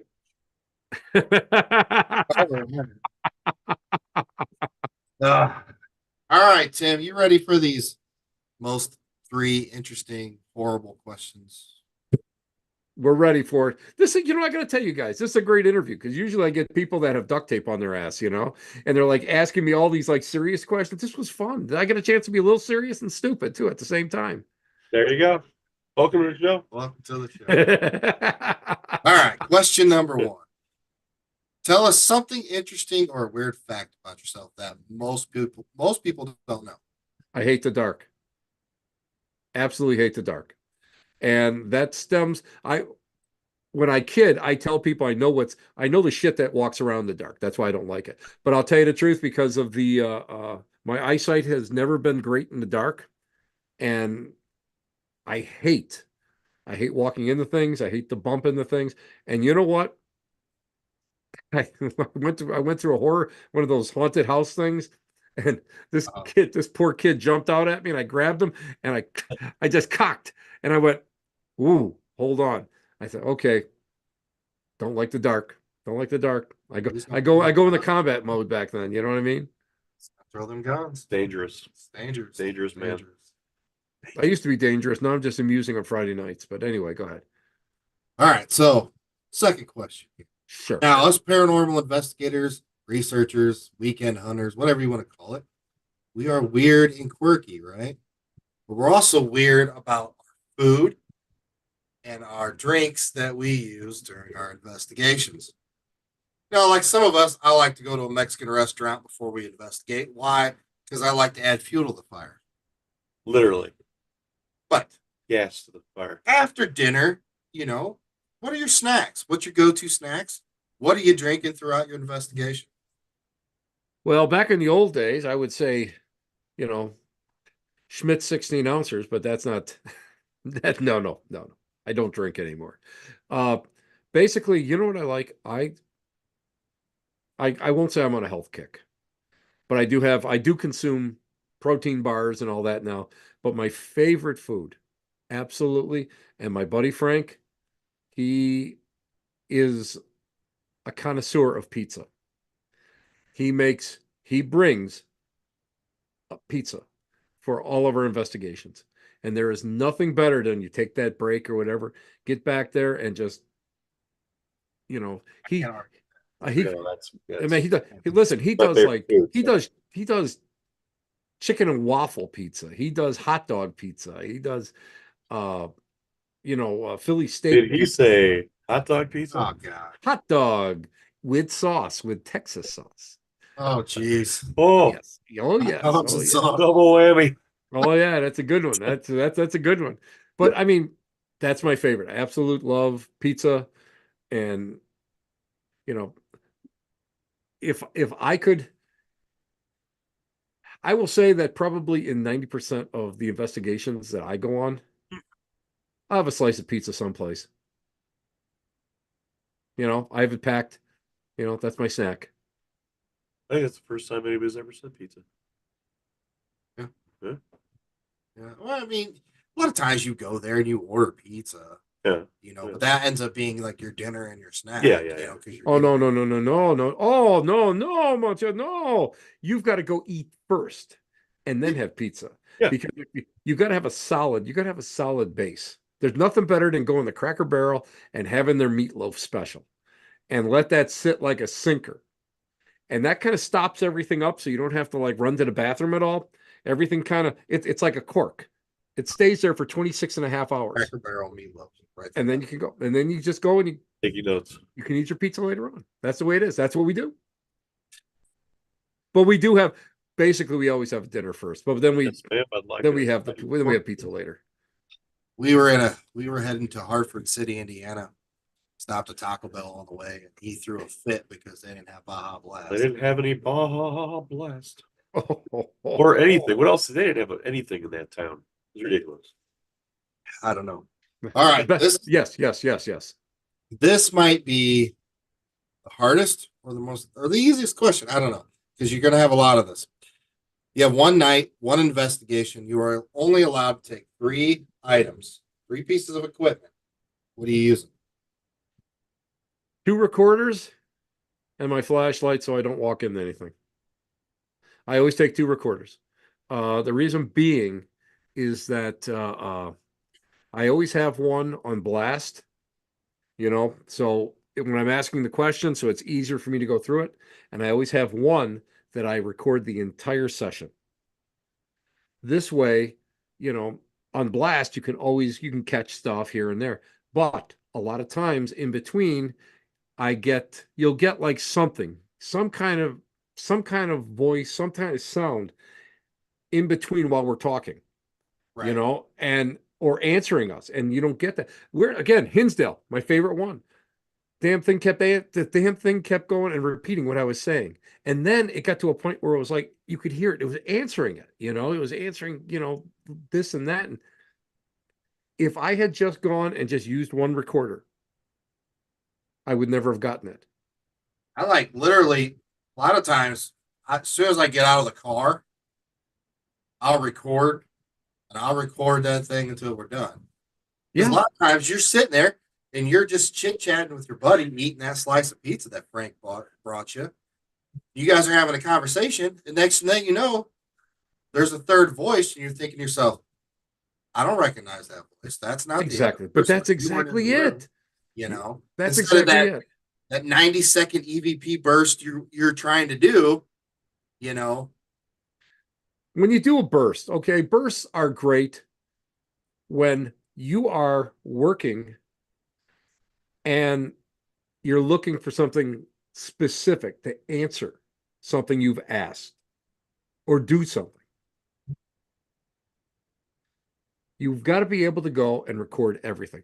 I've been known to use. I'll take two dynamic mics, run it through a mixer, and put it into my laptop. Put it in two different spots, either in the same room or in two different rooms, depending how much cord I have. Right. Be surprised what you're going to get. Condensers, they don't work that well. I don't know why, but condensers don't. I never get anything with a condenser mic, but with dynamics, and dynamics are cheap, you can do, you can pick up a lot of stuff with that. So, you got to be able to go and do that. I used to say, oh, I'm taking a camera. Well, here's the bottom line. I have full spectrum. I've got IRs. Uh, I volunteer at a little studio that does, we produce not for profits, like TV shows, and interview shows and stuff, public access and stuff. I've got a cam just that one that we use there. I've got that studio grade, full IR. I mean, onboard mixer. I mean, Rhodes mics. I mean, I haven't caught a friggin' thing in I knew he was I going to don't know say, how many let's years. fucking do it. I I'm knew. not gonna lie. I mean, I now like with a DSLR, we all know that there's chips in there, right? So it disassembles and reassembles. I've gotten some great camera flare. I mean, I got some neat camera flare. Like, wow, that is cool. I know what it is. Sorry. I've gotten like way back when on film. I think on it was this one was on film. I got some great mist at Old Fort Niagara. You couldn't see it. Yeah, I mean you couldn't see it. There was no by the naked eye when we were there, no flash to reflect off of it. Don't know what it is. I don't know what it is. It's cool. I don't think it's anything. I have yet to get anything where all of a sudden or the famous face. Oh, look what I got in the window. Well, wait a minute. There's shears, there's drapes. You're shooting through a screen. This is a dirty ass window that hasn't probably been cleaned in 30 years. What do you expect? You know, at least I have to say with audio, it's neat. Uh, you guys probably do this, the counting game 1, 2, 3, 4, 5, 6. Do you ever do that one? No, we do. I mean, I've never really done the counting. I don't think. No. I love, I mean, we'll do like a whistle. We've got replies on the whistle before. That's yeah. Well, that's kind of on the same basis. All of us will get together and we're all stupid. We all get, by this time, I like to do it at the end of the night because we're all punchy. And it's like, okay, okay, there's 6 of us there, right? So it's like 1, 2, 3, and we're all shouting it 3, 4, 5, 6, and we stop. And then I let the recorder go for about 90 seconds to 2 minutes. And I've got a few times, more than I've had 3 or 4 times, I got a 7. That just blows my mind when you get that. That totally blows my mind. And is it a ghost? I don't know. I can't say if it is or not. But I know that we're in a lockdown situation. We're locked down. The only people that are there are the people that are in this room. And then of right. course somebody always messes up the numbers, so everybody's laughing. And one of the hallmarks of in spiritualism is like if you want to go and you want to produce physical phenomena, you want to do that, you enjoy what you're doing. You laugh and you just be silly and stuff. And it seems to really work. And by doing that, I've gotten some stuff that I can't explain. I've sent it out, and and my buddy goes, "Where the hell did you get that from? That's like weird." And again, that's where I get where it's above like human hearing. It's in that realm of like dog hearing. And he goes, "That's where that's where that's coming in at." And that to me is like that blows my mind when I get something like that. But cameras or cell phones, oh dear God, if please, people, please out there in beautiful TV land, don't send me any more photos, please, please, please. Dang, we had like No, 20 of no them. more, no We more got to photos. send right You know over. what? I know somebody. This dude right here, Nick. He loves seeing ghost photos. You. But You. but And really, please title them orbs. Yes, send the orb photos to it's nickmaloney at my gmail. first orb photo was in a 1770s house. I was staying in the house. It was my buddy's art studio. The guy was this uh crazy Korean War veteran. I mean, the guy was like decorated. He's a Marine. He was on the Chosin Reservoir retreat. And he was like this great artist. He was a beatnik, back in the day. And I'm sleeping in this bed and I'm surrounded by all these mannequins all dressed up in all these different period clothing and stuff. So it's like 12 mannequins there. So there's like 24 eyes looking at me. So I'm trying to sleep. So I get up in the morning and I snap a picture. And that's the first time I ever got an orb. Never got one before. That was the first, and I was like, "Oh my God, oh my God!" And then like I sent it to a friend of mine. And he goes, "Well, this is a reflection off the plastic of the camera because you're not using a glass lens and all this stuff." And it's just to me right now, photographs. They're just too. There's just too many factors that can really screw it up. And I always feel terrible. I feel so bad when I have to say, it's an interesting photo, but and I always go and I always ask, was there something else going on at the time? If it was Yeah, I physical, mean, maybe it's dust. But if there's more paranormal stuff going on, well, maybe it could be. I'm not going to say all orbs are. I mean, I've actually visually seen an orb. yeah, I that's mean, see, I've been that's on some different. panels, Tim, and I'm sure you have too. And then I remember this one. It was the show was specifically about orbs. And I get on there, and this is doctor, and then this police officer, and this scientist, and then there's me, the floor man. And The I'm like, handsome guy, the good-looking guy. yeah, of course. Yeah, yeah. And they're all like cracking their jokes, and I'm just sitting here waiting for them to start the show, and they're just cracking on orbs and this or that. And I'm like, it gets to me, and I'm like, well, I hate to burst your bubble, but technically, technically, orbs are real. I said, I've visually seen a couple of them. And even in the picture, definition of the orb is just like translucent blob, right? Hmm. You just think it's a spirit. It's a piece of dust or it's a lens flare. But technically, what you're seeing, yeah, that's an orb. But what's your definition of it? What are you trying to say is that orb? Exactly. And they're all like, "Oh, I don't know why you invited me on here, but I saw when Here I am. we were doing a library. We were working a library, and there's a lot of stuff that was going on. I these librarians were kind of they're pretty. I don't really think anybody's going to lie to you. These people, and they're talking about like they one saw a book actually levitating, and just and there's been a little bit of a history to the place. So we're sitting in this one little side room, and the stairs coming into the place comes up. Now there's three people on one side, four of us on the other side, and we're looking straight out this door. And I'll never forget it. All of a sudden, it was like this, but it looked like a sparkler, and it was like round, and it came up, and it like all of a sudden it got to the top, and it like I don't know if it noticed we were there or what the hell, and it just went poof, and it was gone. Four of us actually saw it at the same time, and I can't explain it. I can't explain it. There was no cars going by. There was nothing. We tried. We pulled cars right up on the grass. We're just trying to debunk it. We couldn't do it. Uh, I don't know. I don't know what that was. So yeah, I mean, if I see something, and I know the difference between swamp gas and swamp ass and all the and Bigfoot stuff, you know what I mean? There's your title. You know what I mean? Well, You know what I mean? I know the difference. So I kind of know what we're kind of looking for, but I don't know. I don't know. And that was a great experience. That was really a great experience. But to have other people see it at the same time, that to me is like that's the Everest of doing it, of what we do. To have other people experience, or like you sit there and like I always remember I was at this place and I had one of my recorders on the table, my little digitals, and the thing just went, "Phew." And I remember my wife go, "Did you see that?"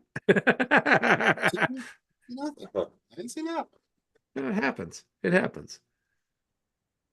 Tim, go ahead and you know, definitely talk about Black Cat Lounge.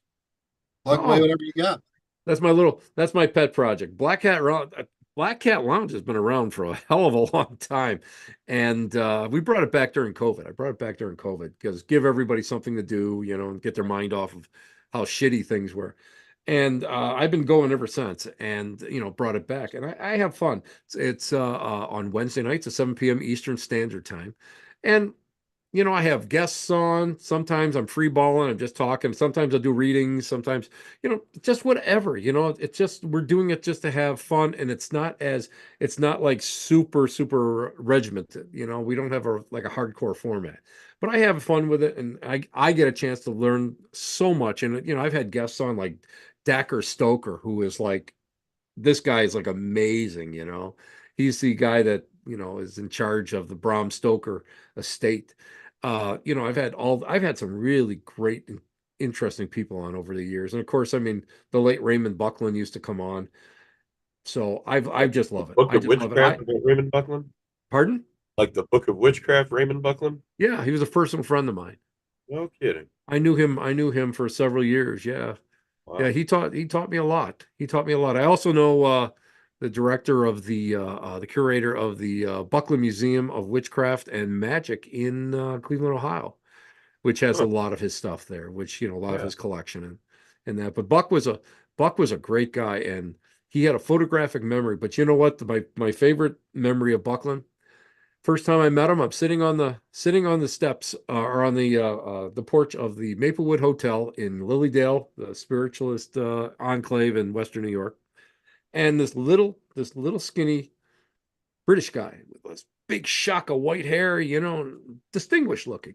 He sat down next to me. We just started talking. He's telling me about when he was a kid during the Blitz in England, and how the house across the street got hit, and it burned. He got, at the end, he got up and walked away.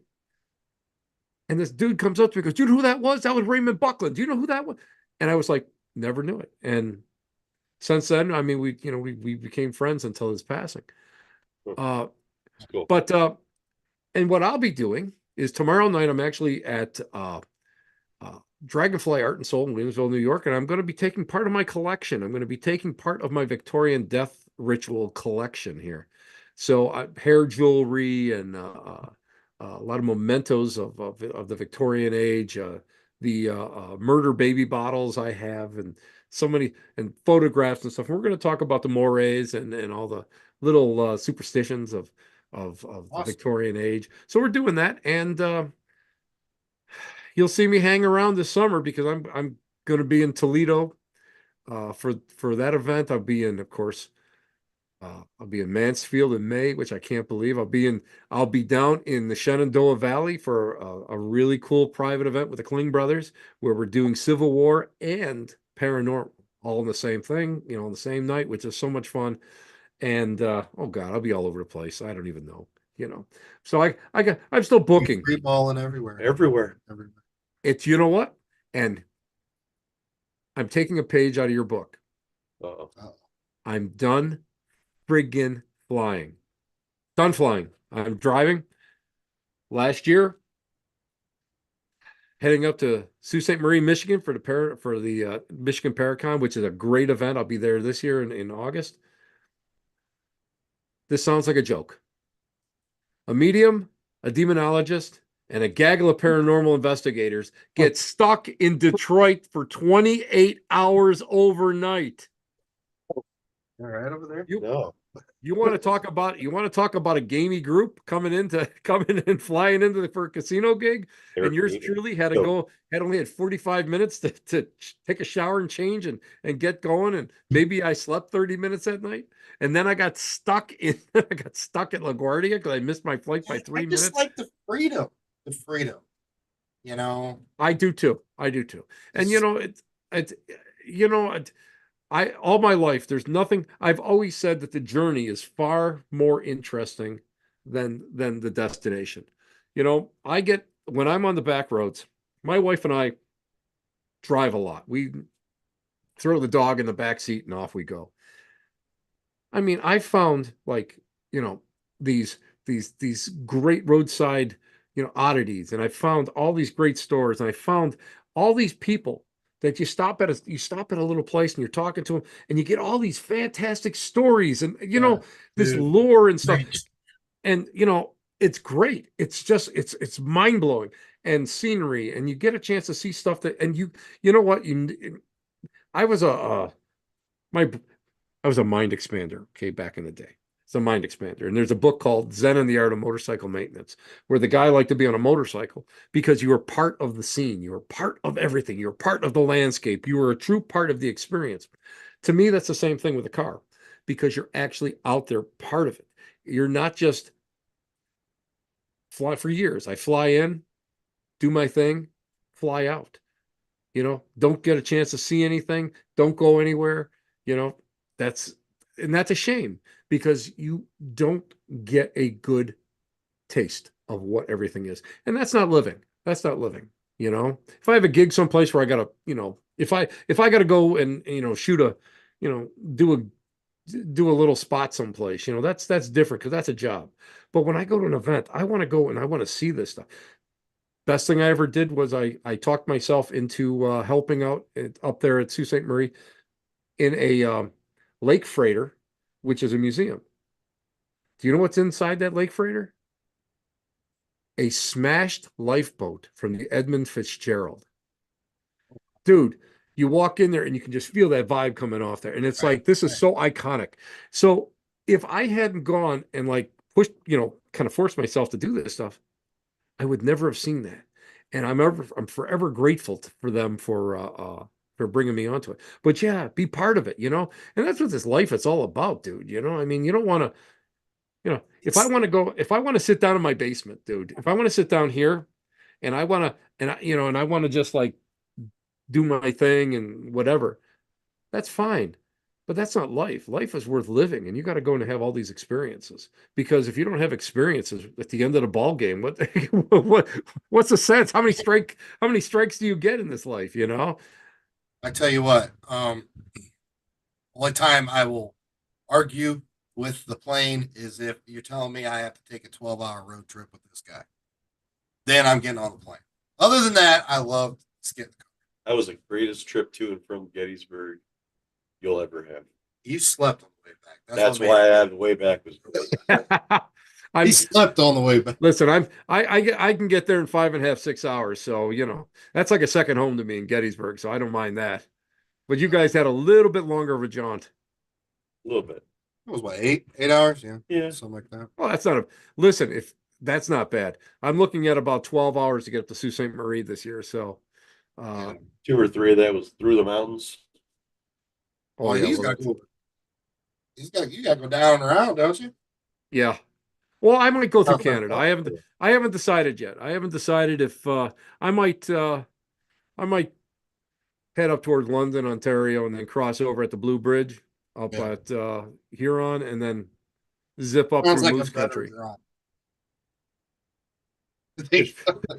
But all right, Tim. Well, I could keep you all night. I mean, I'll record till you pass out, but I know you don't want to. So, but we appreciate it, brother. And I hope Hey, to see thank you you. around this year. It was, you know what? It's so great. You know what? I can say I'm blessed meeting you in person, you know, because of the chance, because of the fact that I think that we can become like, more like friends now, and what we're doing is just hanging out. And thanks for inviting me on the show. It's just a lot of fun. And thanks for having a fun show. You know, We try to keep it entertaining. What do you mean? Why did you get into it? What's your scariest place? What was the scariest thing that happened to you? Question number Oh. 4. Talk about your TV times. Will you Hey. talk about all your shows? You're such a celebrity, Tim.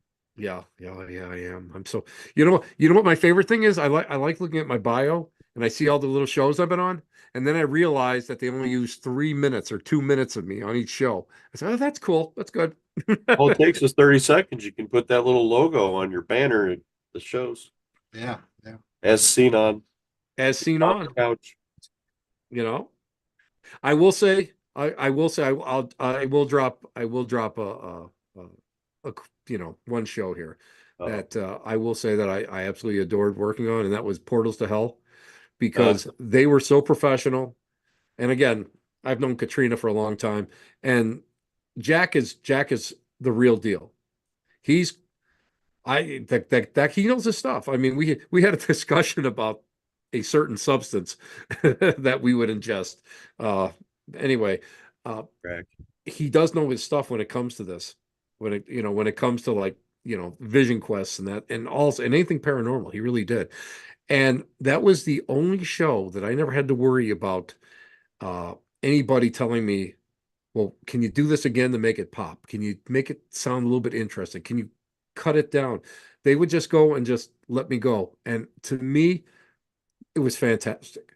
So, I mean, that to me it was so much more pure for me to do that, do the psychic walkthrough than, having them lead me someplace. They're like, I bring me enjoyed in the front door and go. Did you like Portals to Hell? I did. Yeah, I thought it was a good show. Yeah, absolutely. I mean, at the end of it, I mean, obviously, everybody knows who Jack is. It only lasted, what was it, 2 But- seasons and then 3 seasons, I think. 3 Yeah. seasons? Even at the end of it, I mean, even with all of Katrina's background and shows and everything else, Jack was still at the end of the show. He's like, I'm not convinced yet. So, And you know what? He was so cool that he would go and just say, that's not what I heard. And I don't, a lot of times, like, you'll see them taping, and then you'll see at the end, what's on TV, and you're like, wait a minute, what happened here? But I have to say that I thought it was just fun. That was a fun show. That was a fun show. Some of the other ones now that being played by, I was portrayed by somebody on one of the shows that I was portrayed by a 300-pound guy with this dark mustache. And like, oh my God. I said, now there's a character I can grow into. that's hilarious. Oh my God, yeah. So you learn how to dodge bullets, and then sometimes you step in it. So, every so often you're in trouble when the producer who brought you on board texts you immediately after the premiere of the show, and he goes, I did not have anything to do with selecting the characters or the actors that for the characters, nor the cheesy script. This is what he writes to me. Well, I can't tell you how many times we've had so many people, obviously, that have been on shows and stuff on the podcast. And soon as we hit stop on the record button, the real shit comes out. Like, they're like, this. Well, you know what? I gotta listen. I get Social Security. I got a pension. I don't use this to make my money. Right. I don't. That's not. Listen, I don't have to use this stuff to put soap in my bathroom. I do this because of the love of it. And I'll go and I'll let the chips fall where they may, because sometimes they're out and out liars, they're fakes, they're frauds. Again, I've had a couple pilots that are like, you've got to be kidding me. But, some really try to do a good job, so give them credits. And I'm not going to go and hide it. That's the one thing that you'll never, I'm sure even that night, of course, I was like hopped up on like about a quart of coffee, when you probably met me. and you were just dying. But I think you got the impression that it was Our, like, our no, I'm not gonna. vibrations were way off, Tim, that night. This would not have been conducive. This would not have been conducive. But I think you got the impression that I'm not going to go and I'm not going to sugarcoat a lot of stuff. I'll try to be nice, but it's like when it comes to something like that, you don't want to go. You gotta. People don't get that as like we said before. It's entertainment. People don't get that. People think everything is so serious, and it's not. And it's a product. And what we do when we're not on camera or anything, that's not a product. Right. That's part of the passion that we all have and that we all share. And that's what's so important. And again, that's why I'm not going to go and I'm not going to shy away from anything like that. As a matter of fact, I'm developing a talk. I'll probably be doing a talk on it this year about reality TV. And, because I've had I think you should. I think you should. So we'll just see what happens. Well, that just sunk all my future endeavors. Don't care. Don't care, guys. Don't care.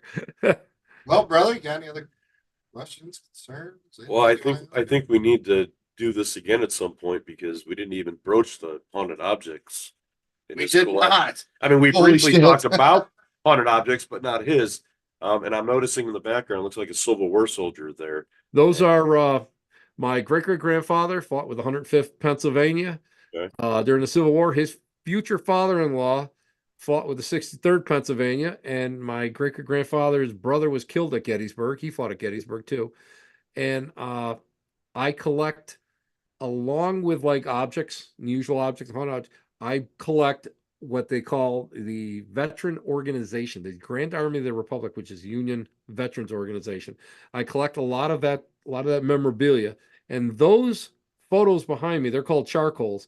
Those would have hung in a post, as probably past presidents or past commanders of the post. And I'm going to be totally, totally honest with you. On this side of what you're seeing behind me, and I'm kind of surrounded by it, this has more haunted vibration than the actual like clown dolls and all the other stuff I have on the other side, because this is some hardcore stuff I have over here. This was the pinnacle of some man's whole life. They didn't leave, they wouldn't have traveled 20, 30 miles really away from where they grew up, many of them. And this was like one of the high points. This was an amazing thing for all of them. So all the objects that I have here are, I think they're really charged. And when I bring, we need to take a look at some of those next time we have it back on. Yeah. Absolutely. I have my great-great-grandfather's belt buckle. It's got a bullet embedded in it. So, I mean, that's some hardcore stuff, Yeah. So, I mean, this is, so yeah, this is, to me, this, if you talking about haunted objects, what I have behind me is far more haunted than, especially just like in those cupboards there, with all the photographs and stuff. Those have far more, they have far more vibration than some of the other stuff that I have on the other side. Yeah. I mean, So yeah, hey, what the hell? I'll come back. I'll come back. We'll definitely have you back on, and we'll talk about the haunted objects aspect. Yeah, one of these Is days Uncle Charlie really in the clown doll? We'll see in the next episode with Tim Shaw. You never know. You never know. All right, brother. We Good appreciate to see you guys. Definitely. Love you guys. Remember, Black Cat Lounge, Wednesday nights, 7 p.m. Eastern Standard Time. We're the elite meet next to the dumpster transfer station, guys. Come on in and hang out with me. Till next time, y'all. Take care. Good to see you guys. Ciao, babies.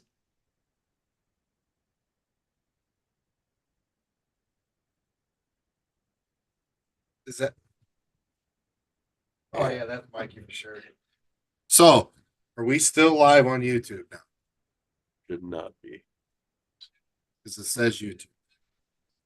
We're about to find out.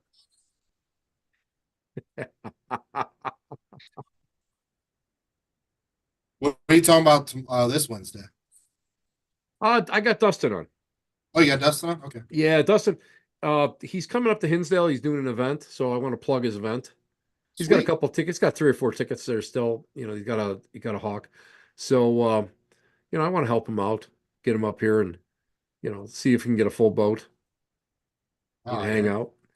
He should be able to. It's February though. I'm gonna be honest with you. I don't travel.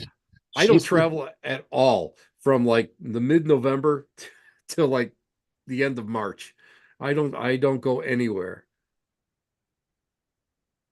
Yeah, we're still live. We're still live. We're still live. All right, so we're working out the kinks here. So YouTube, you get the bullshit after. Well, hey, everybody that's still there, thanks for joining us on our first ever live YouTube broadcast. See? And now Look go at you down guys to are you guys are just geniuses. Geniuses. Yeah, not really good.